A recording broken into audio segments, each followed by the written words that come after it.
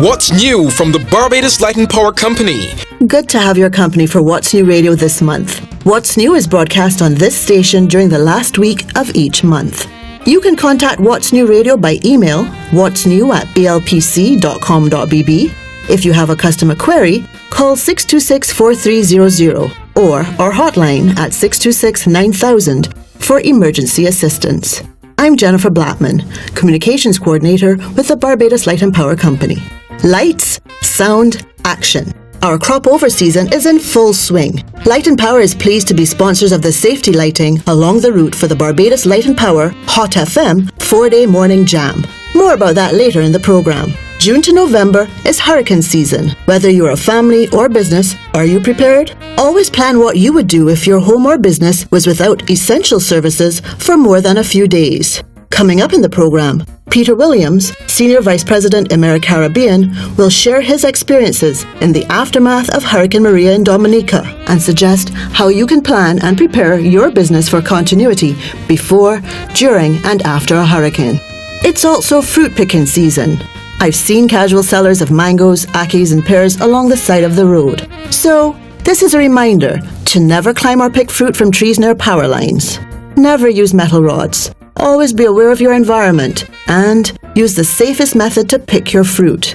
Remember, safety first, safety always. What's new from the Barbados Light and Power Company? You're tuned to What's New Radio from the Barbados Light and Power Company with me, Jennifer Blackman. The fuel clause adjustment for the month of July for all tariffs is 28.9062 cents per kilowatt hour, compared to the 32.1180 cents per kilowatt hour billed in June, a decrease of 10%. What's new from the Barbados Light and Power Company? Each year, the National Cultural Foundation is proud producer of crop over events and festivities throughout June and July, ending in Grand Kadooment on August the 5th this year. Jackie Marshall-Clark, Manager Communications and Government Relations at Light and Power, caught up with the very busy CEO, Carol Roberts-Reefer, at the headquarters of the National Cultural Foundation. Each year, the National Cultural Foundation is the proud producer of crop over events and festivities during June and July, ending in Grand Kadooment on August the 5th this year. Welcome to What's New Studio, Carol Roberts-Reefer, CEO of the National Cultural Foundation. Thank you very much, Jackie. Always a pleasure, and always a pleasure to have a chat with you. This is your first crop over on the job as CEO of NCF. How has it been going? Well, I haven't had time to stop to assess that, so that's a difficult question to answer because I've literally been on the job and hit the ground running from day one. First we went through NIFCA and then we came straight into crop over, and this is where we are at the moment. I wanted a crop over that had touches of freshness, that enhanced what was working, that involved stakeholders at all points, that was prudently managed because, as you know, as a government institution, we are very much under the BERT program, but that gave people an opportunity to either enjoy at their pace or at the other extreme do bad in the most positive way. And I also wanted a festival that gave my staff an opportunity to flex their creative wings and be as creative as possible within the budgetary constraints under which we're producing the festival this year, and I think so far they have done just that. Well, permit me to say that the freshness is evident. So I love the theme this year, Crop Over Correct. Tell me about that. How did you arrive at it? Well, it's one of those things, Jackie, you've known me for years. It's one of those things that, and you are in this field as well, that you're having a conversation and something just comes to you and it clicks. That has ever happened to you? Yes. Oh, yeah. So that was exactly what happened. We were in one of our festival meetings and we were actually planning the sponsors launch for March. and I was saying we have to have this and we have to have that. This year we must be crop over correct. And then I used it a couple more times, and eventually I found that the staff was using it as well, and they were saying, well, you know, Carol, yeah, so we're going to be crop over correct. And then it just morphed into one day I was saying, so what's the slogan? And everybody looked at me weird, like, but I thought it was crop over correct. I said, no, I was just saying that. They said, no, but we've gone with it already. Too late to even charge for it. We've gone with that, and it has just seemed to work. What is being crop over correct? It is just embracing the festival from wherever you are. Well, simply to say that Light and Power is happy to be crop over correct. Oh, yes. One more year we're associated with the festival. Happy to be sponsoring again the 4-Day Morning Jam. Lots of things happening there. What is happening with 4-Day Morning for 2019? What can we expect? As you know, 4-Day Morning is easily the fastest growing event on the NCF crop over calendar. And let me say, we've been thrilled to be working with Barbados Light and Power for the last few years. And we've also been quietly exuberant about the fact that we've had very smoothly run 4-Day Morning events, not only through the execution, which is what I expect from the NCF and its stakeholders, but also from the participation of the revelers. Lighting is important. And that's where, again, I say thanks to Barbados Light and Power and the other service providers who ensure that the route is lit, not only for the visibility of the revelers, but also to ensure the safety of the event. And so lighting is important. This year we have some 30 bands registered, and of course, you know, now you can either be jumping in your what they call bikini mask, or you can do mud and paint. I do mud and paint because that adds a totally different layer to the experience. We have our safety measures in place thanks to Barbados Light and Power. For the third time, we have our lighting in place. Then you have your zone. That is usually a marvelous attraction, and it's one of the few events that even when the rain falls, you still have a good time. Any tips for your revelers this year and spectators for staying safe? Oh yes. I think the first one would have to do with the consumption of alcohol. This festival is based on the sugar harvest. The most famous byproduct of the sugar harvest is rum, and we are the home of rum. So there must be the expectation, the acknowledgement, and the acceptance that you're going to have a drink or two to have a good time.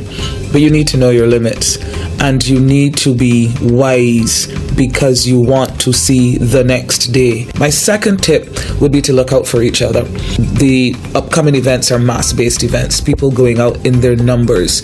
Look out for each other, and not only the people that you know. Look out for a stranger that you don't know. Look out for a visitor who obviously would not be aware of a lot of our social nuances and activities. Look out for the children. Look out for each other. And my third tip would be to have a great time. Well, Carol, thank you. And my tip to everyone would be to stay within the lighted areas and be safe while enjoying the event. Thank you so much for coming in today. You are so welcome. Carol, enjoy your crop over. I will. And certainly best wishes to you in your job. Thank you very much. And again, I say thanks to the Barbados Light and Power Company. The NCF is very aware that there are several options for corporate entities to sponsor and participate. And therefore, when an entity chooses the NCF and chooses the NCF consistently for sponsorship, and not just via financial inputs, but also other areas of encouragement and support, we are truly grateful. So thank you. That was Carol Roberts-Reefer, CEO of the National Cultural Foundation. We wish everyone a safe and enjoyable crop over season as well. What's new from the Barbados Light and Power Company? Customers can find helpful tips on hurricane preparedness for your family and household on our Facebook page, BLPC Online. But what about your business? For safety reasons, power may be shut off during a hurricane or can be totally lost in the devastation of a hurricane. How can you ensure continuity? Our final guest for the July edition of What's New Radio is Peter Williams, Senior Vice President, Emera Caribbean. What can companies do to prepare for and ensure business continuity after a hurricane? Thanks for the opportunity to be here and for the opportunity to share with our listeners about the experience in Dominica, which obviously was one of significance, not just for Dominica, but for the Caribbean. The year September, or the 2017 and September, was a particularly bad year for hurricanes in the Caribbean. And the level of devastation that was experienced, I think, has been unheard of and unseen for many years in our region. Businesses generally obviously depend on electricity, but on other important amenities in our society. And clearly, having a plan is critical for their continued operation. Besides this sort of critical infrastructure, such as hospitals and clinics and so on, even during or after hurricane, there is the essential needs of food and water supplies. And so all businesses that are in the community need to be ready as soon as possible. So certainly the utilities in the Caribbean have such a plan, and we implement that plan early in the year so that we are looking at areas such as the stores and supplies that we have for emergency use. We look at areas which may be flooded in our properties, and especially our generating plants, critical substations, so that we can look and say, well, what do we need to do to prevent flooding? What do we need to do to ensure that these structures are sound? What do we need to do to ensure that windows, doors are properly secured? And from year to year, things can happen that change that. And so the same is true of any business. They need to look to start planning very early in the year. So around March, we start to look at that and say, what do we need to order? If we need a contractor to come in and do repairs, we schedule that until we get to the year of June 1st, which, as we know, is the start of the season. And that's when we actually then start to execute the more immediate needs, make sure and check off that everything is in place and that people are all ready. And so, having people assigned in your business to be responsible for certain areas of the operation, having them know that that is their job. And then after the storm, when you look around and see, well, what has happened to my own home, what's happened to the community, your mind goes to, well, what's happened to my employees, what's happened to my family. So having a communication plan is important. And that may sometimes be as simple as making sure that you have a backup charger for your cell phone, because a lot of people will just depend on plugging it in. And clearly, as reliable as we like to think we are, a Category 4 or 5 storm can knock us out for several weeks, and indeed in Dominica it was months. And therefore you need to be able to have that power to charge your phone so that you can call. The network may be down, so in the case of Dominica, we relied heavily on WhatsApp. And it may seem like a simple thing, but WhatsApp allows us to communicate, send a message, the message is queued and doesn't have to go through immediately, so that even if this network is down when you send a message, as soon as the network comes back, that message gets sent. And therefore, it's a much more dependable than trying to dial and call and never get through. That was quite impactful, Peter. Thanks for sharing that with us. You're welcome. What have Light and Power and other AmeriCaribbean affiliates done differently this year to be more resilient in the region in the likelihood of hurricane destruction? The Caribbean Utilities belong to the Caribbean Electric Utilities Association, CARELEC, and every time that we experience a hurricane, there are lessons learned. In 2017, we mobilized more linemen than we had ever done in our history to assist storm and hurricane-ravaged communities. So it wasn't just Dominica, it was Anguilla, the Dutch islands, the French islands. We had a need to respond to many countries. So we have improved, I think, on the ability to mobilize not just the core linemen from our utilities, but contractors who are operating in the region. So in the case of Dominica, we had over 120 contract linemen in Dominica for an island that typically has about 30 to 40 linemen. And the logistics of that, moving them, getting them there, making sure that they're safe, accommodation. So there were a number of lessons learned in terms of just being able to mobilize that number of persons, all the equipment. And probably one of the most important things for us was mobilizing them and then getting them to operate safely, because you are bringing people from different operating environments with different practices, and sometimes the environment changes or the type of construction for the utility. We even had Cuban linemen in, so language barriers. So those things we made sure that, I think, again, lessons learned, that we had some early sort of learnings, and we took corrective action to make sure linemen were working safely. In 2019, it's just started, and therefore we have to make sure now that we are ready as individuals, but as utilities in case we need to respond. Thanks for coming in, Peter. I'm sure our listeners will think differently about their preparedness now.